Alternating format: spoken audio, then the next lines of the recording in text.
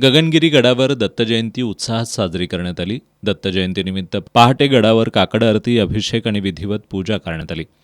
भाविकांनी दर्शनासाठी सकाळपासूनच गर्दी केली होती. दिगंबरा दिगंबरा श्रीपाद वल्लभ दिगंबराच्या जयघोषात अनेक पायी दिंड्या गगनगिरीवर आल्या होत्या. मोठ्या मुलग्याला बरं नसल्यामुळे मी नवस बोललेलं इथे येऊन की त्याला बरं वाटलं तर मी तुमचं येऊन डोकरांनी नवस पेटेल. नवस आता पेटतो.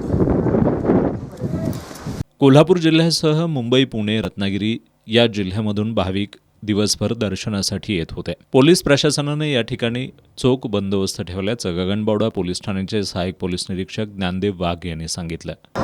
गगनगिरीगड या ठिकाणी दत्त जयंतीनिमित्त पोलीस बंदोबस्त ठेवण्यात आलेला आहे. 3 अधिकारी 70 अंमलदार असा पोलीस बंदोबस्त असून 4 ते 6 पालखी सोहळा आहे. पालखी सोहळ्यासाठी देखील पोलीस बंदोबस्त ठेवण्यात आलेला आहे. दत्त जयंतीनिमित्त आज गगनगिरी गडावर महाप्रसादाचं आयोजन करण्यात आलं होतं. ट्रस्टचे बापूसाहेब पाटणकर, रमेशराव माने, संजयसिंह पाटणकर यांच्या मार्गदर्शनाखाली दत्त जयंती उत्सव संपन्न झाला.